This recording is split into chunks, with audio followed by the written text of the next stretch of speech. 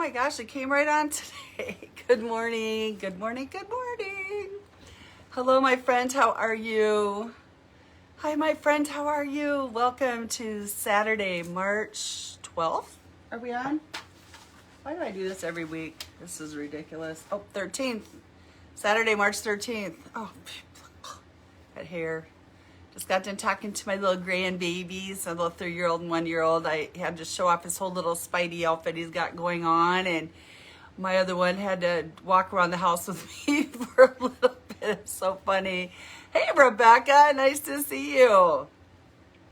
So let's get right into it. I want to respect your time. It's Saturday morning. I know you have other things to do. So yesterday I was in...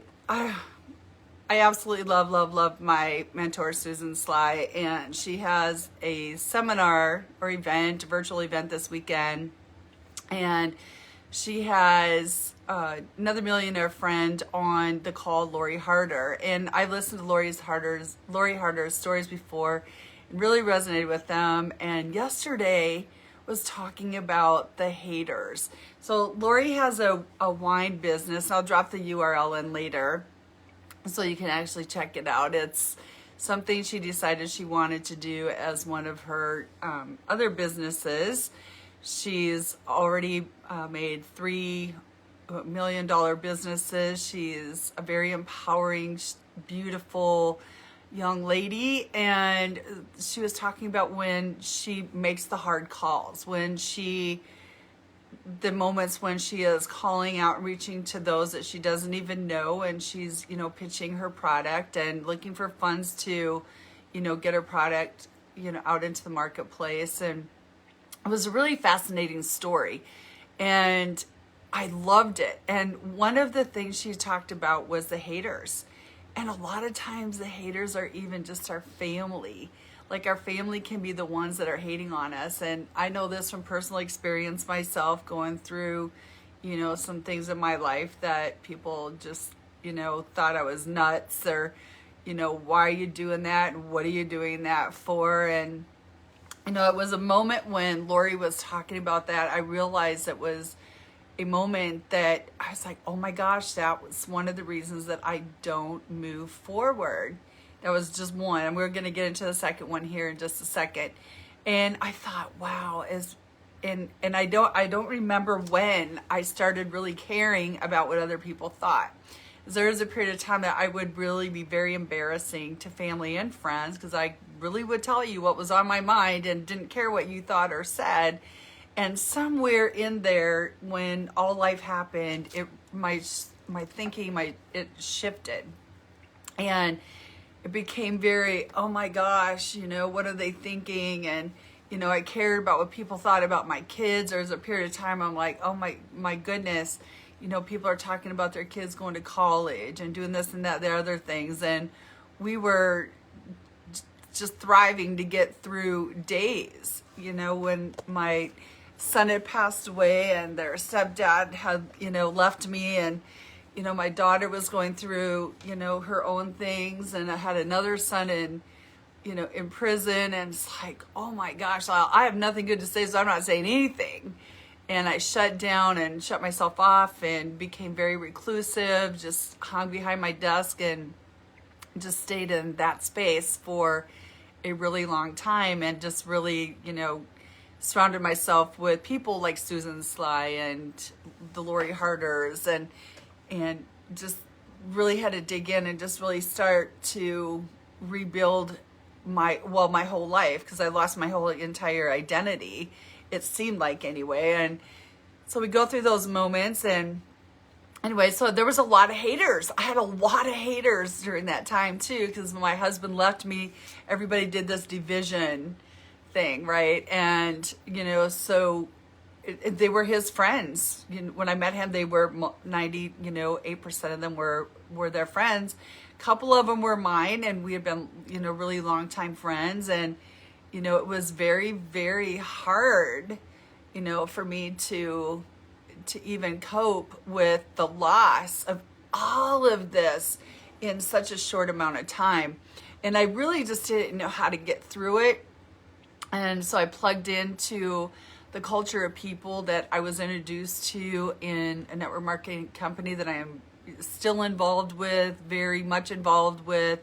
And I realized that, we go through these self development and really dig into, I've even been, listening to on YouTube. I go to, Tony Robbins, Gary Vee, like you name it, been there, Wayne Dyer, like all these different people.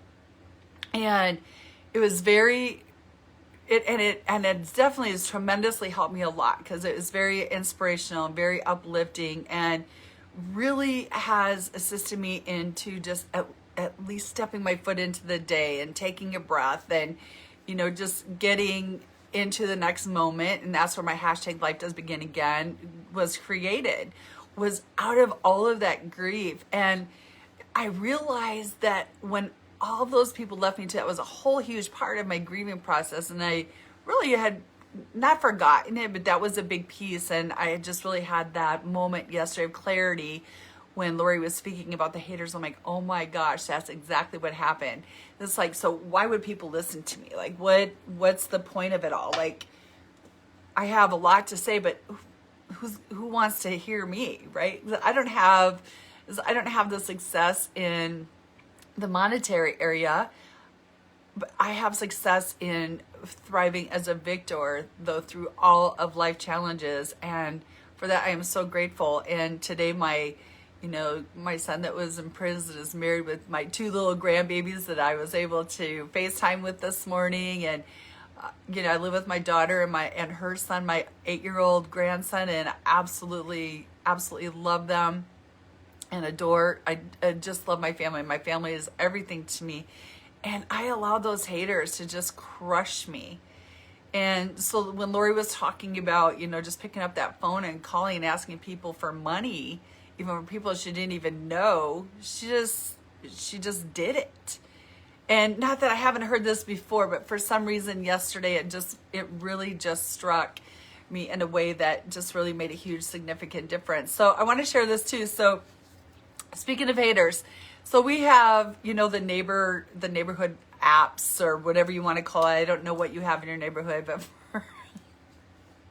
this lady posted that she was apologizing because somebody had made a comment and was upset that there was a semi-truck running in their neighborhood, and it had been for a few hours. And, there's always that one neighbor who gets really upset about everything, or got their nose in everybody's business, or whatever the case may be. And so this lady had written, that she was upset about the semi truck. Well, another lady who was the wife of the semi truck driver posted and apologized for the truck being there, explained why it was there, didn't mean to upset anybody. And oh my gosh, the haters.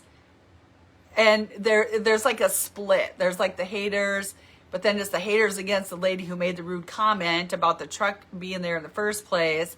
And then you have those of us that are supporting, this lady and her husband and her semi-trucks. Without semi-trucks, we wouldn't receive the goods and services that require. They're essential workers. And we really do need them. Our country uses them obviously daily, all day long, and we really need them. And so this lady that had wrote the negative comment and was upset about the semi being there was getting barraged with all this hate. And I was just like shaking my head. There's more of it going on. This has been going on for like 4 days now, 4 days for sure. And I thought, wow. And I posted, I said, there's going to be that one person who's going to nose around and just not going to be happy. You just cannot please everybody. And that was another moment. And I also thanked her though for her and, for her and her husband's service, which they very clearly deserve. And I thought, wow, it's so true. And I thought, wow, why am I, allowing anybody to stop me from doing anything moving forward? Because you know what? They don't live my life. And that was my thought process before, before life just kicked me to my knees is, I did what I wanted. and I lived my life how I had to, and I survived and I thrived, and I, may have worked at jobs that people just weren't very happy about, but it took care of my family. I wasn't on welfare. I wasn't on food stamps. I wasn't hurting anybody. I wasn't drinking. I don't do drugs. And I legitimately was working to take care of my family and put a roof over their head and clothes and baseball games and football games and, all these things that my kids wanted. And I'll share more about that story another day, but I realized too that I had a lot of haters back then too, like not even really realizing that I really had haters, but I really had a lot of haters. But I did what I wanted to do anyway. So what is so different from today than it was, even 10 years ago when my son had passed away? Like, what was it about that shifted and changed? And it was just because I had everybody had left, like everything had happened, everybody had left. And I really was just coping. And so yesterday, listening to Lori again, in this event was such a great moment, because you never know what golden nugget somebody's going to drop, or what you're going to hear, or that can shift everything, right? And when we're kids, we hear so much, and I was in a very domestic violent household, and my stepdad was just very, very abusive and very belligerent and just a complete jerk. And I learned later, though, that because of his alcoholism and that's how he grew up, he didn't know any different. So I learned to forgive, but it still didn't change the fact of all the really mean, rotten things that he used to say about me. And I'm going to be 61 years old at the end of the month, and I'm still working through some of that crap, right? I realized though that I am in charge. I am the one that can change it. I'm old enough to, change the trajectory of my life, and I'm still working on that. And just being in these events and being on these seminars, or listening to YouTube, or reading the books, or reaching out to the culture of people that you're surrounded with, and being in a mastermind group, that's like, those are really big, important things that you can do that can really change. Or you can join Toastmasters, Chamber of Commerce. Like, surround yourself with a wider group of people that can really assist you into helping you grow and move forward. And thanks again, Rebecca, and can really help you move forward. There's no reason, except for our own beliefs about things, that keep us stuck where we are. But anyway, so yesterday, that was a moment of clarity for me about the haters. And I thought, oh my gosh, I just had them my whole life, and just really didn't have to really look at them or face them. So it was easy to just do what I needed to do. Oh, good morning, beautiful. Hey, Laura, it's great to have you here. And so there's always going to be haters, no matter what. And so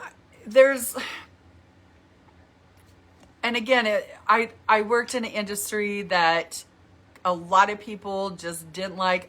I will share that one day. Because I've really been struggling with that.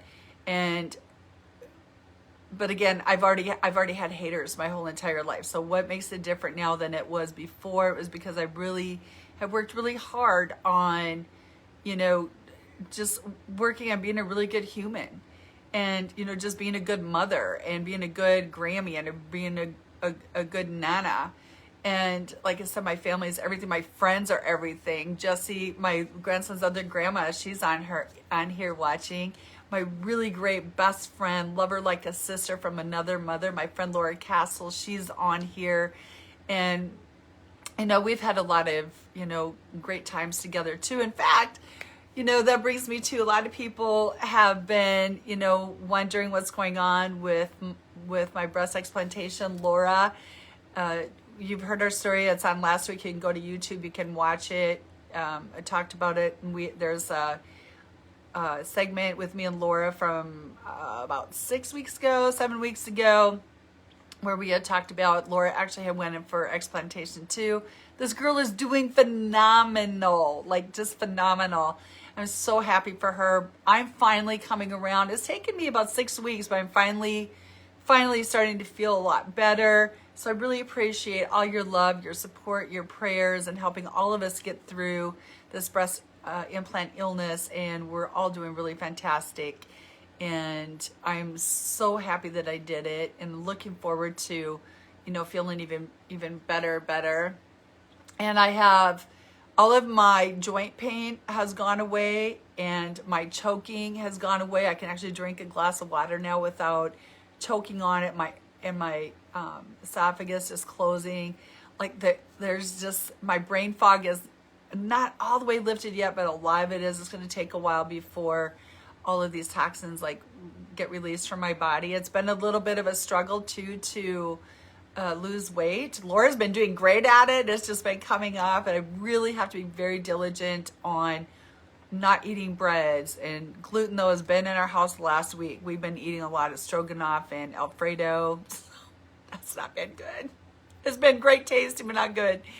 And but I'm gonna go full on keto this next week. I know I talked about last week about really doing great with doing keto. And I tell you, when you're really busy, I can see how this happens. If you're not prepared and you don't have the food already cooked and prepped, it's easy to fall into the eating the crappy food, because it's here and it's readily available, and it's like, okay, well, let's just do that. So how about let's just not say just, and let's do the do, and just create, how we want things to be. Right? Yeah, exactly. Yes, it is, Laura.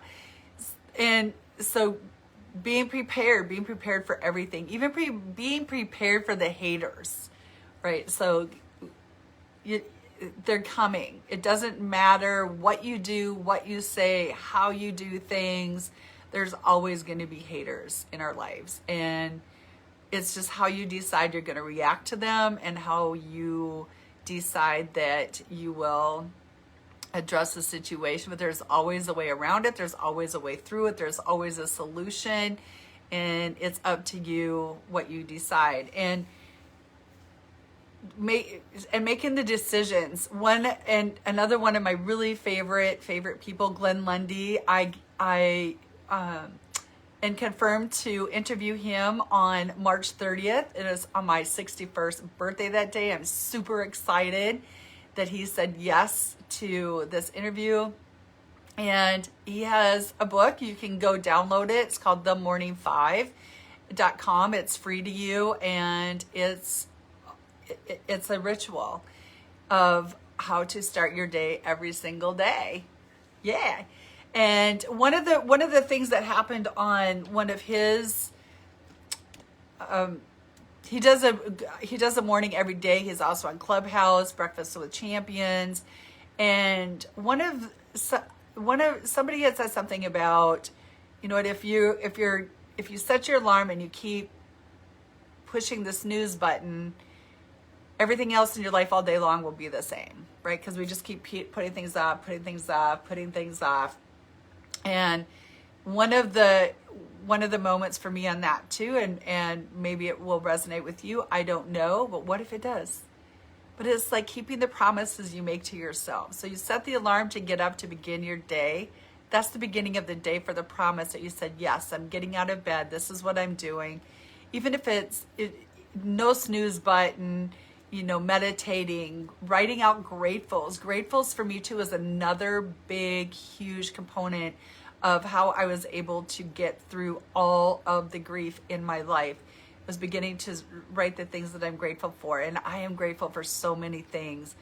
And I am grateful all day long. And I am very aware of things around me. And I will, having even a safe trip, and I've shared this with you before, having a safe trip from destination A to destination B, thanking the angels for surrounding me and everybody around me that we made it to our destination safe, keep you safe before you even get started. Or even how about just being grateful that you're able to walk, because walking is a form of exercise too. And we all tend to not think that walking is, and it is. Playing with your kids, your grandkids is a form of exercise. Doing yard work, it's a form of exercise.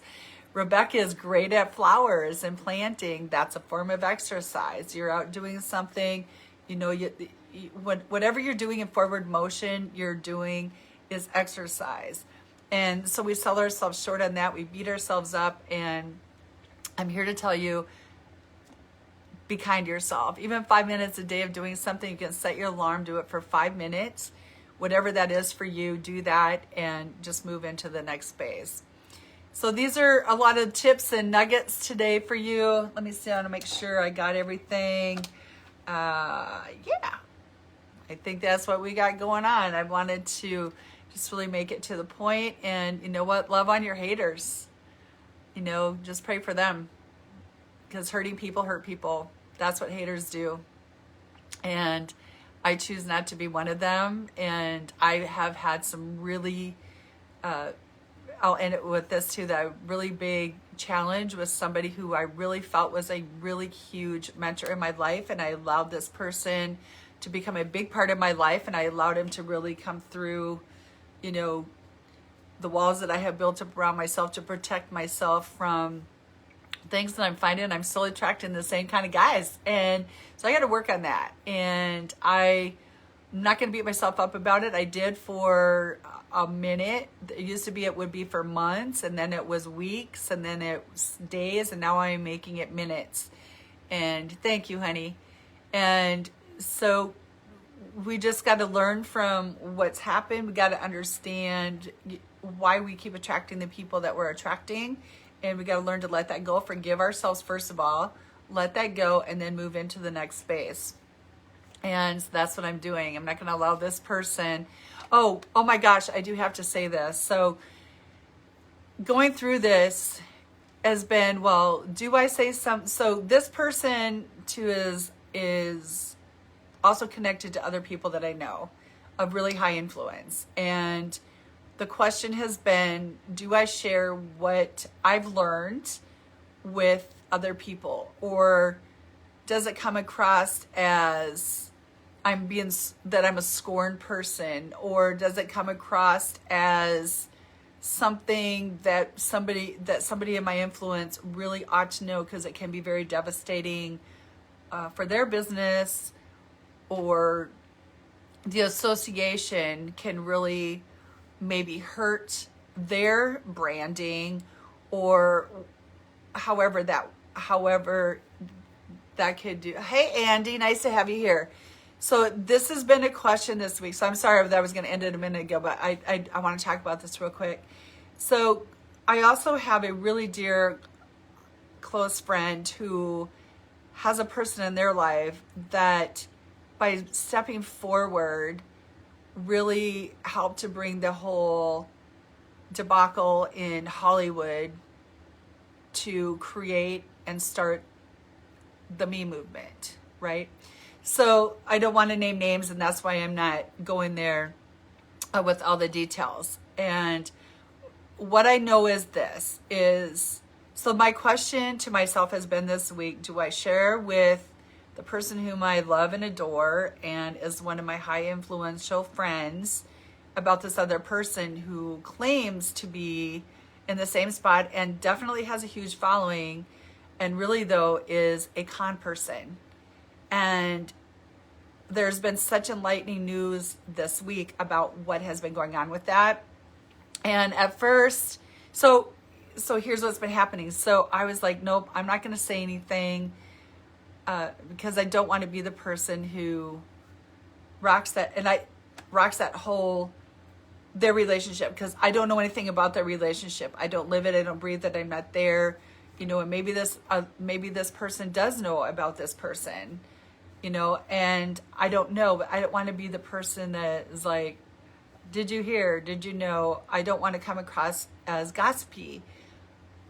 And at the same time, though, I want it to bring awareness that there's really not such great things about this. And there's a lot of things that have happened, and I've been slammed in the process and been talked about, and it's been very, very hurtful.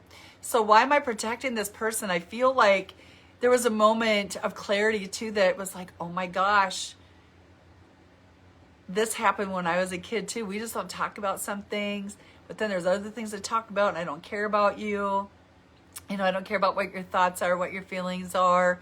And who am I? I'm not a person of high authority. You know, I just I've just been, you know, in it. And so that when this person talked about how challenging it was for someone very, very special to them to have to testify and do all these other things, I thought, wow, that was a moment where, why am I worrying about somebody else's PR? Why am I worrying about what I have news that I think is very crucial for the person that I love very much in my life and who's very special to me, and I just have to take that chance on. So this is where it comes back from haters from the very beginning. I've got to just know that it could blow up in my face, which is fine. I'm just going to be the person with the bearer of the news, right? And I have the facts, I have all of that, and I'll just present it in such a way. And if, you know, persons decide that they don't want to talk with me about it, or feel whatever they feel, that's their feeling, that's their belief about it. And that's the thing I want everyone to understand, that the haters will come no matter what. Again, no matter what you say, no matter what you do, no matter how you present it. I don't want to be that person, though, that's been holding information that can actually keep somebody else from being hurt and being used. And I'm back. This piece of me is not back to the person I was before, but it's a strong value, a strong thing that I have always lived by, that, you know what, I always tell the truth. I am a person of high honor, that I will honor you, and I'm not going to protect somebody from their ugly truths to people that I love and trust. Does that make sense? So for you, if you're holding on to something and it can help other people, you have got to tell someone. You've got to. That's the only way around it.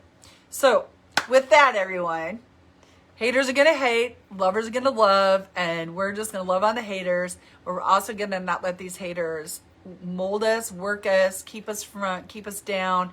We're just going to keep on moving forward, and we're just going to do the do, and we're going to walk into this beautiful Saturday here in Minnesota. It's going to be 60 degrees today, and I do have a seminar all day, so I'm going to be doing that. Very grateful that I can. And just remember, close out today with writing in a book, wherever you got to put it, and write down your gratefuls, and just be thankful for what we have right now in this very moment. And I am Shelly Jean, Grandma's on a mission, and hashtag life does begin again every single day. I love you. Thank you so much for being here. I love your support. Love you. And I look forward to seeing you next Saturday, same time, 9 a.m. Central. Take care, everyone. Have a blessed day.